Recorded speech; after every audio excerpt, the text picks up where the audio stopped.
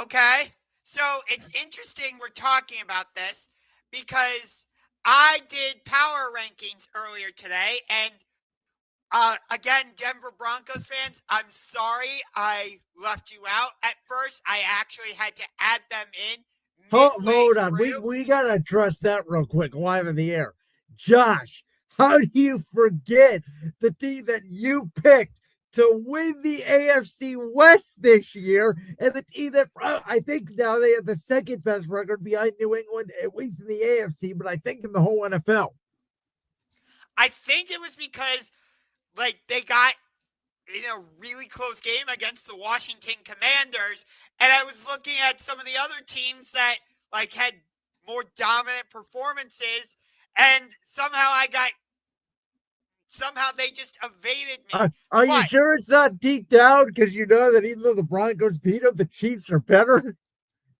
but let me. I want to give you my power rankings because Go ahead. I want you to react to these. This actually turned from my top 10 into my top 11. So, at do you want me to go from 1 to 11 or 11 to 1? Hold on. Let's do 11-1. Go backwards for me. All right, at number 11, the Dallas Cowboys.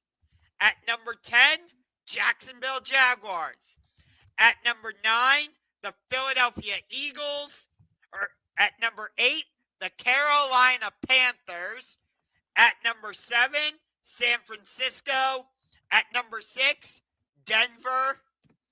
Number 5, the LA Rams. Number 4, the Chicago Bears. Number 3, Seattle. Number 2, Green Bay. And number 1, the New England Patriots. Okay, so one, I think you got the Packers way too high. I'm taking the Rams over the Packers. I'm taking Seattle over the Packers. I'm taking Philly over the Packers. And I think it's a flip flop between them and Green Bay for that 4th or 5th spot. Okay. I know Carolina beat Dallas this year in Carolina. I think if it was in Dallas and the way they're playing right now, I'd probably take the Cowboys over the Panthers. I still don't trust the Panthers on the road. That's my issue with Carolina. It's why I don't think they're going to overtake Tampa. I think Tampa needs to be in there over Carolina because I trust Baker more on the road than I do Bryce Young on the road. If Tampa was healthier in terms of their offensive skill position, I would have put them in. But they still don't have Mike Evans. As far as I know, they don't have Chris Godwin. Yes, they just got Bucky Irving back. And yes, they have Emeka Ibuka. But if they were healthier, I would have put them in. But because they don't have Mike Evans and because they don't have Chris Godwin, at least as far as I know, I've got Carolina ahead of them. That's fair. I by the way, I would flop, I think, Philadelphia and San Francisco. Okay. I don't think the Niners are that good. They have some good wins, but I'm just not impressed by them, even against the Browns. I thought that was a weird game. Their defense kind of led. Brock Purdy didn't do anything special. I still don't trust Brock Purdy in a big playoff moment now. Absolutely. Even though he has not played well over the last month, we know, and we've talked about this on the show before, when it comes to big playoff moments, give me Jalen Hurts. And I will wholeheartedly believe that. So that's why I flip-flop Philly and San Francisco.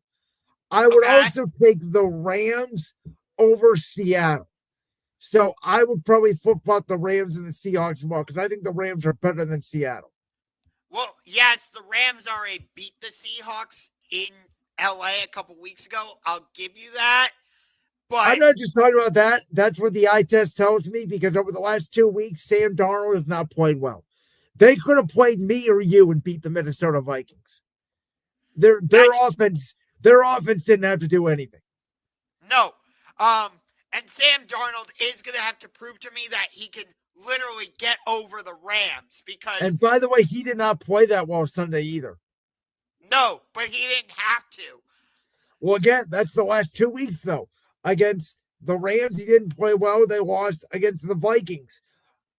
He did not play well, and they got away with it because the Vikings don't have a quarterback, basically.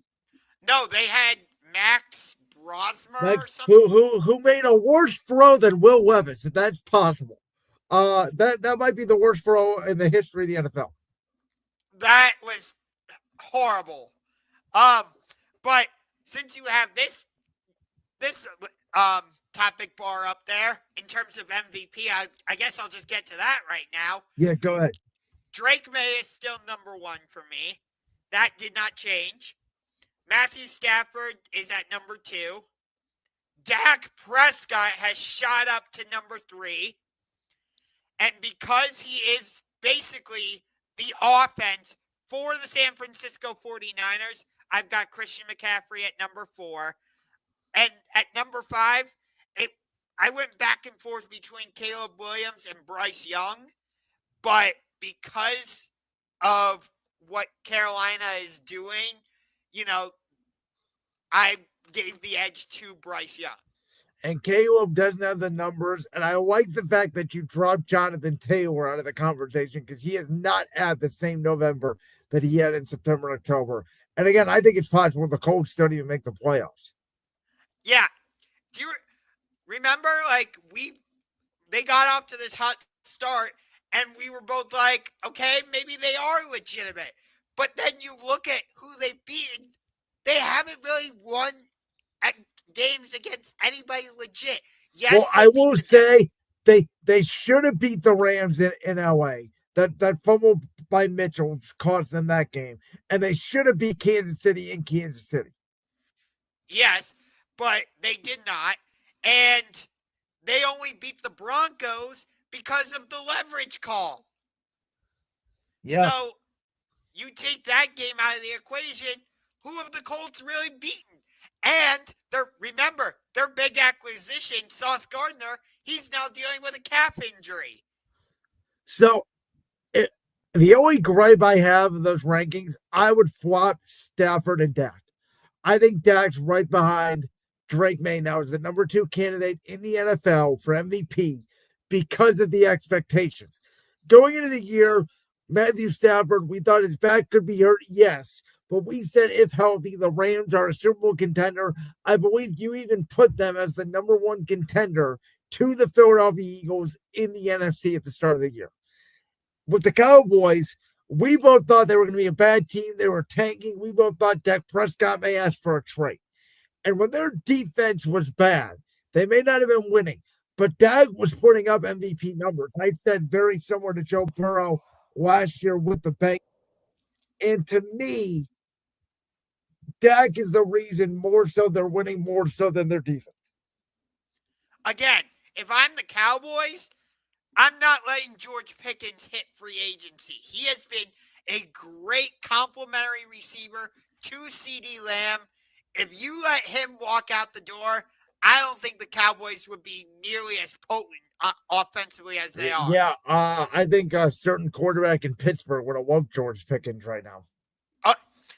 For sure, because all he has is DK Metcalf and Darnell Washington.